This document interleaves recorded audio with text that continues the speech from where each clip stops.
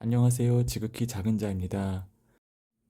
자유민주주의 대한민국이 나날이 강성해지고 부강해지고 국민들은 더 많은 자유를 누리며 역동적으로 살아가서 세계적인 강국이 되어서 북한 공산 독재 정권을 자연스럽게 흡수통일하는 것이 실은 우리 대한민국 사람들 모두가 내심 원하고 바라고 가장 이상적이라 생각했던 통일의 모습이 아닌가 생각해보는 요즘입니다. 그러나 안타깝게도 통일이란 열매를 맺기 전에 지금 대한민국은 안으로부터 급격한 쇠퇴를 맞이하고 있습니다. 부동산에 집중되어 있는 기형적인 경제 구조, 그래서 부동산이 급등으로 인한 급격한 빈부격차 확대는 이미 고정적인 사회 문제가 되어 있고, 여기에 사회 안전망 미비, 그리고 지금은 의료 붕괴까지 일어나고 있는 모습을 보게 되는 것이죠. 저출산은 어찌 보면 이 모든 모순이 집약된 어떤 결과물일 수 있습니다. 사회가 젊은 세대들에게 꿈과 비전을 제시하지 못하고 있는 것이지요. 이것을 영적 차원에서 보면 우리 자신의 힘으로 우리의 강성한 힘을 잘 발달시켜서 우리가 무언가를 이루고자 하는 그 어떤 의지가 꺾여지는 과정이라고도 할 수 있겠습니다. 역설적으로도 이것은 훗날 이루어질 통일의 전조 증상이요, 또 통일을 위한 밑거름이 되는 것입니다. 만약 대한민국이 부국 강성, 번영한 상태에서 통일을 맞이한다면 우리는 말로는 북한 주민들을 환대하고 환영하고 품어서 그들을 우리와 동등하게 대우한다고 할 수 있겠지만, 그들을 괴롭히고 차별하고 박대하고 무시하고 그리고 정말 없이 여기는 그런 몰상식한 일을 사회적 차원에서 행할 가능성도 있지 않나 하는 생각이 드는 요즘입니다. 사랑이 식어지고 포용이 없어지고 분노와 갈등과 비방만 난무하는 이 상황에서 북한 주민들이 남한의 자유를 찾아 대거 내려오는 일들이 일어나게 된다면 그들 또한 이러한 모순의 희생양이 될 수 있기 때문이죠. 그러나 대한민국의 병폐가 결국 골마 터져서 그 결과를 온 사회가 고통당하며 반성하게 될 때 우리는 겸손해지게 될 것이고 겸허해지게 될 것이며 우리가 옳지 않은 길을 추구하고 살아왔다는 사실을 반성하게 될 것입니다. 그런 상황에서 맞이하는 통일은 비록 혼란의 시기일 수 있겠지만 회복과 희망과 인내의 시기로, 그리고 앞날의 희망을 바라보는 시기로 점철될 수 있겠지요.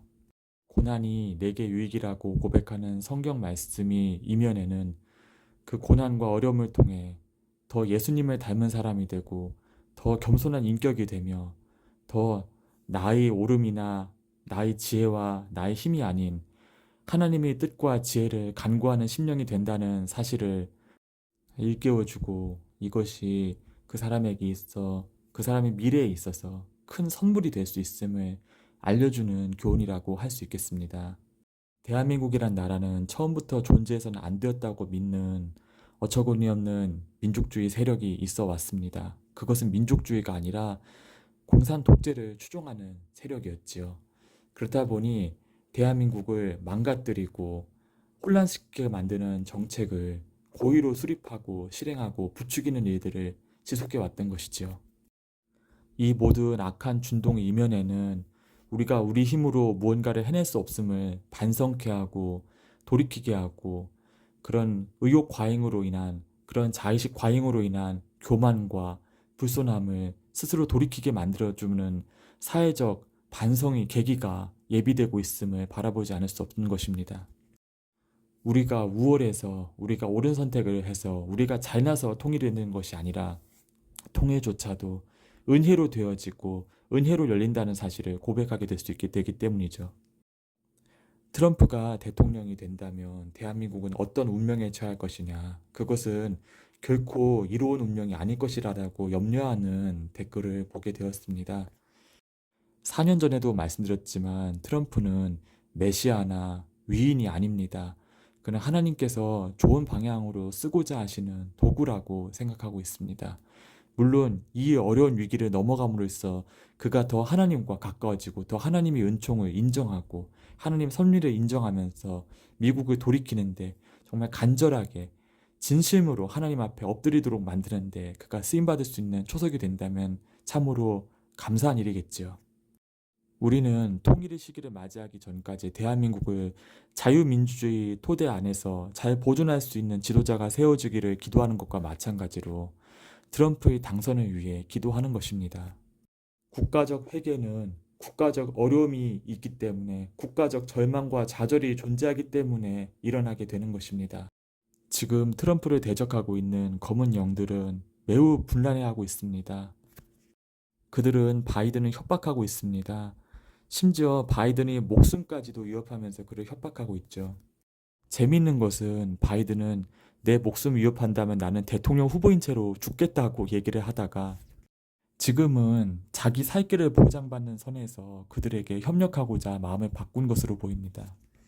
죽음에 대한 두려움이 참으로 많은 이임을 보게 됩니다. 바이든을 활용해서 극적인 효과를 연출해서 분위기를 돌려보려고 참으로 애쓰고 있지만 이 모든 것들이 무의가 되도록 헛된 시도가 될 수 있도록 대적하고 중보하여야 할 것입니다. 미국의 국가 부채는 참으로 천문학적 수준에 이르렀고 회복이 불가능한 정도로 나날이 악화되고 있는 와중입니다. 이것을 해결하기 위해 검은 영의 세력은 바이든을 오판하고 실수하게 만들어서 곳곳에 전쟁을 일으키는 방법으로 한반도가 바이든이 집권에도 불구하고 지금껏 전쟁을 경험하지 않았다는 것은 실로 하나님의 은혜라고 생각해야 할 것입니다. 트럼프는 미국의 국가 부채를 대전환을 통해서 해결하기 위해 비전을 갖고 있습니다. 이 비전을 실행하기에 앞서 모든 것이 미국 중심으로 돌아오고 움직이는 듯한 그런 미국 입장에서는 굉장히 문제가 없는 시기를 보내게 될 수 있습니다. 그러나 위기는 그 이후에 갑자기 찾아옵니다. 왜냐하면 검은 영의 세력들이 이렇게도 해보고 저렇게도 해보고 이수도 써보고 저수도 써보다가 실패했기 때문에 트럼프가 이 일을 실행할 수 있게 되는 것이고, 그렇다면 이 검은 영의 세력들이 반드시 그 손에 쥔 패를 트럼프 앞에 던지는 일이 일어나게 되기 때문이죠. 갑작스럽게 트리거가 폭발하고 잘 진행되고 있는 모든 것들이 멈춰서고 갑자기 흘러 무너져 내리는 일들이 사방팔방에서 터지게 되는 것입니다. 마치 자폭을 위한 폭탄이 터진 것과 같은 상황 가운데서 아무도 미국을 선뜻 도우려 나서지 못하게 됐고 위기는 중장기화 될 것입니다. 검은 영들이 오바마를 내세워 주도권을 강화하기 위해서 터뜨렸던 2008년 미국 경제 위기하고는 사뭇 다른 양상이 펼쳐지게 되는 것이죠. 이 위기는 훨씬 더 치명적이고 도발적이고 문제의 해결책이 보이지 않기 때문에 훨씬 절망적이고 고통스러운 양상이 될 것입니다. 그러나 하나님께서 주시는 지혜와 아이디어가 이 위기가 어느 한도 이상으로 발전하지 못하도록 막아지도록 미국을 붙잡게 될 것입니다. 이것은 국가를 괴멸시킬 수 있을 만큼 엄청난 후폭풍이나 이것이 트럼프가 문제를 해결하고자 하는 비전을 갖고 있었던 상황과 맞물리게 되기 때문에 결국 여러 시행착오 가운데 문제가 수습이 되는 방향으로 진행되게 되고, 만약 이 일 역사가 4년 동안 일어나게 된다면 트럼프 뒤에는 또 다른 트럼프가 설 정도로 하나님께서 이들의 길들을 붙잡아 주실 것을 바라보게 되는 것입니다. 이 혼란과 위기는 길고 고통스러울 것이기 때문에 많은 사람들이 이때가 바로 성경에서 예언하고 있는 지구 멸망이 바로 그때구나라고 생각하고 오판을 하게 될 것을 보게 될 것입니다. 그러나 이번에 경험하게 될 위기와 이 위기 다음이 2030년대에 일어날 큰 위기는 우리들이 걱정하거나 염려하는 것처럼 온 세상이 한꺼번에 망하고 많은 사람들이 죽는 그 위기가 아닌 것입니다. 이 위기는 겸손을 위한 위기고 겸비를 위한 위기이며 또 다른 연합과 나아감을 위한 위기인 것입니다. 그래서 이 위기의 기간 동안 하나님을 바라보며 묵묵히 준비되어지거나 사역을 진행하거나 하나님이 주시는 감동 가운데 주님의 일을 행할 사람들이 필요하기 때문에 자비가 많으신 하나님께서는 이 위기가 진행되기 전에 혹은 이 위기 초반에 피할 길을 주시든지 그 사람에게 소스를 주시든지 물질을 이전시켜 주시든지 혹은 그 사람이 준비되어야 될 장소에 그 사람을 옮기시든지 해서 이 위기 가운데 그 사람이 안전하게 경주할 수 있도록 돌보실 것입니다. 절대로 2020년대의 위기와 2030년대의 위기 가운데 휴거가 일어났다. 종말이 이르렀다. 얼마 지나지 않아서 전 인구의 3분의 1이 죽게 될 것이다. 와 같은 소리에 귀를 기울이지 말아 주실 것을 당부드립니다. 적어도 검은 영이 준동이 트럼프를 통해 꺾여지게 된다면 그 시기는 최소한 2030년 이후로 유예되게 될 것이니까요. 주님이 다시 오시는 때는 큰 전쟁이 일어나고 많은 인류가 죽고 모든 혼란과 분열의 요소가 인간의 계획과 기술 가운데 통제된 듯한 기분이 들고 이제는 모든 위험이 끝이 난 듯한 그 사람들의 안도감이 세상을 지배하게 될 그 어느 시점입니다. 아직은 그 시기까지 오려면은 여러 단계들이 있어야 함을 바라보게 됩니다. 많은 사람들은 대한민국의 수명이 끝났다고 말하고 이 나라는 급속도로 쇠퇴할 것이라고 말합니다. 앞서 말씀드렸던 저출산의 여파가 매우 강력하기 때문이죠. 그러나 이 혼란과 어려움의 시기, 이 끝모를 고통의 시기 가운데서 우리가 겸손히 겸비하면서 매일매일 감사, 기뻐하면서 피할 길을 내시는 주님 바라보면서 하루하루를 굳건히 버티는 연습을 잘 한다면 그리고 그 모습 그대로 앞으로를 경주해 나간다면 반드시 그와 그의 집에는 평안과 샬롬이 있을 것을 바라보게 되는 것입니다.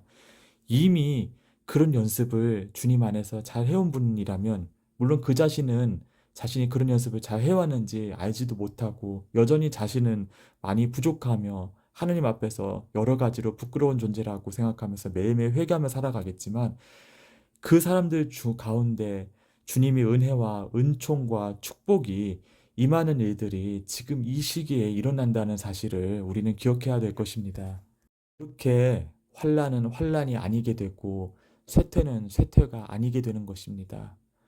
하나님 보시기에 이 모든 것이 이 모든 인류의 역사와 우리 삶의 하나의 과정이 곧 하나님의 영광과 하나님의 하나님 되심을 드러내기 위한 것이기 때문에 우리가 이에 초점을 맞춘다면은 우리의 삶 또한 가치 있고 영광스럽고 헛되지 않고 존귀한 것이 될 것인 줄 믿습니다.